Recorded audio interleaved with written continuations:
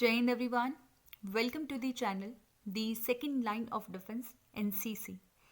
In this particular video of military history and war heroes, we are going to cover about our first field marshal, that is Sam Manekshaw. इसमें हम उनके military career की beginning देखेंगे, then how it went और उनको कैसे first field martial की rank मिली वो भी हम इसमें पूरा पढ़ेंगे. तो ये टॉपिक भी आपके BNC certificate exam point of view से काफ़ी ज़्यादा इम्पॉर्टेंट है. काफ़ी बार repeatedly in the previous year question paper आपका सैम मानेकशॉ के बारे में आ चुका है एंड आपको इसके बारे में भी 10 to 20 पॉइंट्स तो पता होने ही चाहिए. And in this particular video I have covered most of the points. इनकी सारी चीज़ें मैंने कवर की है, बस आपको ज़रूरत है इसको एक बार देखने की एंड इफ़ नहीं समझ आता है तो दोबारा देखिए. So let's start with the life journey of our first field marshal. तो पहले तो इनको पॉपुलरली जो ये जाने जाते थे वो सैम बहादुर के नाम से जाने जाते थे, ठीक है. और सैम मानेकशॉ का पूरा नाम भी आपको पता होना चाहिए. तो इनका पूरा नाम था सैम हरमसजी फ्रेमजी जमशेदजी मानेकशॉ. तो ये उनका पूरा नाम है. और अगर आपको इनका नाम याद हो जाता है तो पहला पॉइंट तो यही हो जाएगा कि उनका फुल नेम क्या है. देन ये इनका जन्म हुआ था अमृतसर पंजाब में और 3 अप्रैल 1914 को इनका बर्थ हुआ था. इन्होंने अपनी पूरी एजुकेशन कंप्लीट की थी, हायर एजुकेशन अमृतसर से, मतलब स्कूलिंग जो किया था वो अमृतसर से किया था. And then Sherwood college Nainital में जो उत्तराखंड में अभी प्रेजेंट है, यहाँ से उन्होंने अपनी हायर एजुकेशन कंप्लीट की.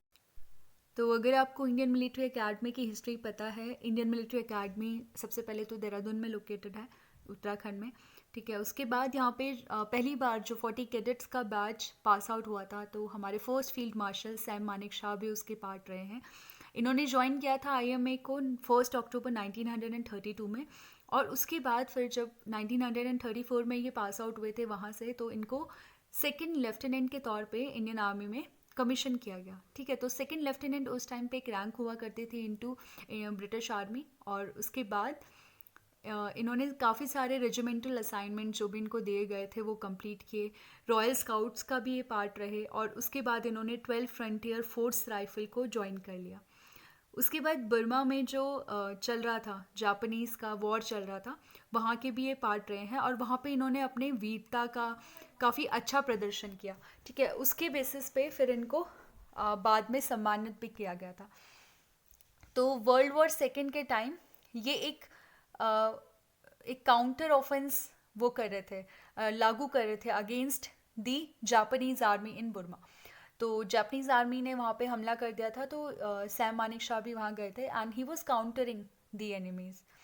तो इस टाइम पे क्या हुआ, जब ये अब काउंटर करने में बिजी थे तो अचानक से एक जापानीज सोल्जर आया और पीछे से आया, वो झाड़ियों से आया, मतलब पीठ पीछे उन्होंने वार किया इन पे और इनको फायर कर दिया. तो जो गोली लगी थी वो सीधा जाके इनके पेट में लगी, ठीक है. तो काफ़ी ज़्यादा ये इंजर्ड हो गए थे, काफ़ी ज़्यादा ब्लड लॉस उस टाइम पे हो रहा था. तो जो मेजर जनरल थे उन्होंने देख लिया, मेजर जनरल DT कोवन, तो ये उनका नाम था. और उन्होंने देख लिया मानेकशॉ को कि हाँ इन पे चोट लगी हुई है. तो वो जल्दी से उनके पास गए, उन्होंने देखा ये अपनी ज़िंदगी और मौत के बीच में जूझ रहे हैं. तो ही वेंट टू हिम और उन्होंने अपना मिलिट्री क्रॉस रिबन जो उस टाइम पे दिया जाता था ब्रेव सोल्जर्स को, तो उनके पास था. वो किसके पास, that is major general DT Cowan. तो इनके पास मिलिट्री क्रॉस रिबन था. ये फटाफट गए, इन्होंने देखा कि उनका खून बह रहा है तो उन्होंने वो मिलिट्री क्रॉस रिबन उन पर बांध दिया.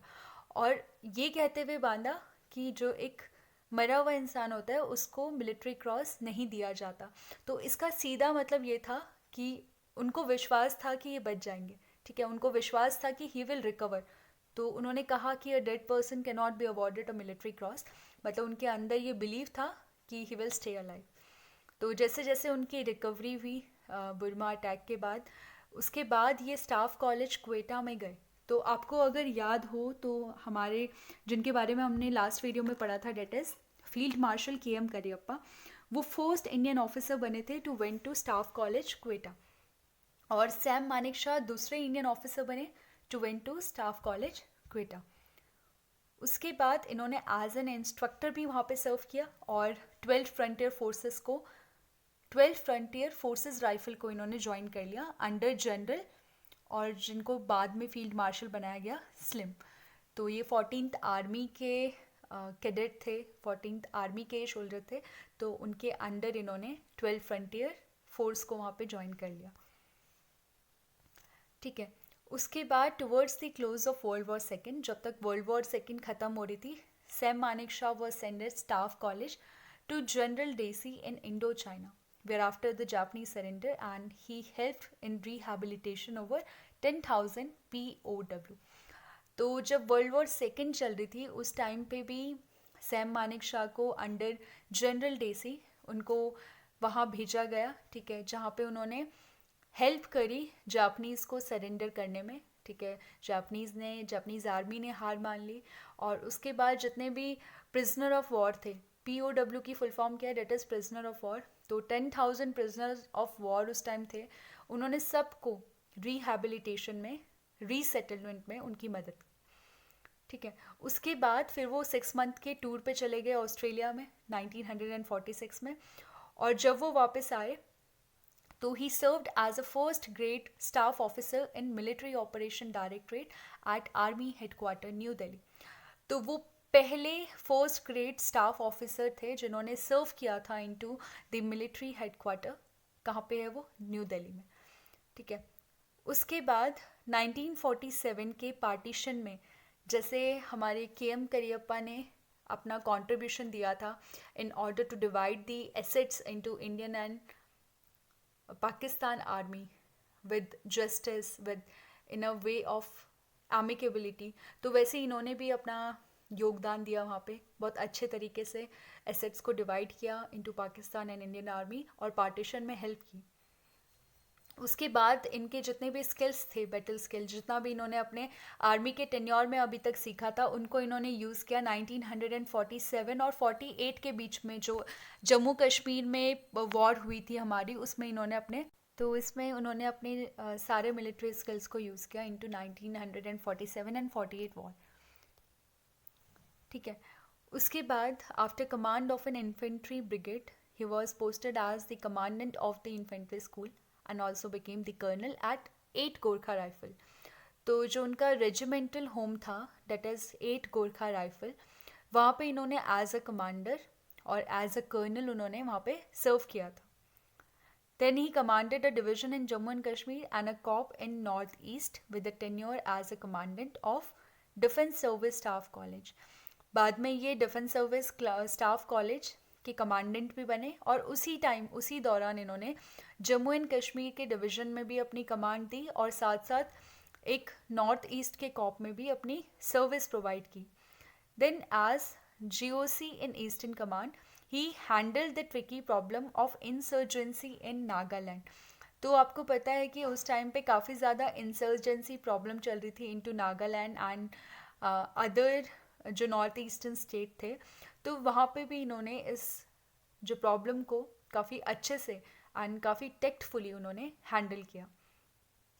इतना काम करने के बाद, इतनी सर्विस प्रोवाइड करने के बाद 1968 में उनको पद्म भूषण से, जो कि इंडिया का 3rd हाईएस्ट सिविलियन ऑनर है, उससे इनको अवार्ड किया गया। ठीक है, तो 1968 में उनको पद्म भूषण मिला था। ये काफ़ी इंपॉर्टेंट पॉइंट हो जाता है, इसको आप याद रखिएगा। ठीक है, then Sam Manekshaw succeeded general Kumar Mangalam as a chief of army staff. Then ये COS बने in 1969, that is chief of army staff. और इन्होंने किसको सक्सीड किया, मतलब किसके बाद ये बने, डेट इज़ जनरल कुमार मंगलम। तो नाम इतना याद रखने की ज़रूरत नहीं है, बट आपको याद होना चाहिए कि after getting Padma Bhushan he was conferred with the rank of Chief of Army Staff in 1969. His years of military experience was soon put to the test as thousands of refugees from the East Pakistan started crossing over the India as a result of Operation Unleashed from West Pakistan. जैसे ही वो chief of army staff बने, उसके तुरंत बाद उनके जितने भी experiences थे आर्मी के, उसका एक टेस्ट कह सकते हो आप, वो स्टार्ट हो गया। क्योंकि काफ़ी ज़्यादा रिफ्यूजी थे जो ईस्ट पाकिस्तान, जिसको हम प्रेजेंट में बांग्लादेश बोलते हैं, वहाँ से जो नॉर्थ ईस्टर्न इंडियन स्टेट्स थे वहाँ पे वो लोग जाने लग गए, ठीक है। तो जैसे ये बढ़ता गया तो काफ़ी ज़्यादा डिस्टर्बेंस आ गई उस रीजन में। तो इससे काफ़ी ज़्यादा डिस्टर्बेंस हमारे नॉर्थ ईस्टर्न स्टेट्स में आ गई थी और लोग वहाँ पे डिस्प्लेसमेंट उनका हो रहा था। तो जिसने फाइनली वेस्ट पाकिस्तान बनाने में जिसका योगदान रहा है इस पर्टिकुलर इंसिडेंट का, ठीक है। So the violent situation got worst. जो पहले डिस्प्लेसमेंट हो रहा था लोगों का वो और ज़्यादा होने लग गया उस टाइम पे। और फाइनली उसके बाद 1971 में वॉर स्टार्ट हो गई बिटवीन इंडिया एंड पाकिस्तान। तो इस टाइम पे क्या हुआ था, इंडिया ने बांग्लादेश को या फिर जो वहाँ के बंगाली लोग थे उन लोगों को सपोर्ट किया था, क्योंकि पाकिस्तानी आर्मी का काफ़ी ज़्यादा वहाँ पे नेगेटिव इन्फ्लुएंस बढ़ रहा था और लोग उनको अपोज कर रहे थे। और लोग बांग्लादेश छोड़ छोड़ के, मतलब ईस्ट पाकिस्तान छोड़ के इंडियन स्टेट्स में एंटर कर रहे थे। तो क्योंकि इससे इंडिया को डिस्टर्बेंस हो रहा था इसलिए उन्होंने ईस्टर्न पाकिस्तान के इंटरनल मैटर में इंटरफेयर किया। और उसके बाद फिर फाइनली 1971 की वॉर हुई और बांग्लादेश फॉर्म हुआ फ्रॉम द ईस्ट पाकिस्तान। तो उसको हम प्रेजेंट डे में बांग्लादेश बोलते हैं। During the military campaign, Manekshaw show uncommon ability to motivate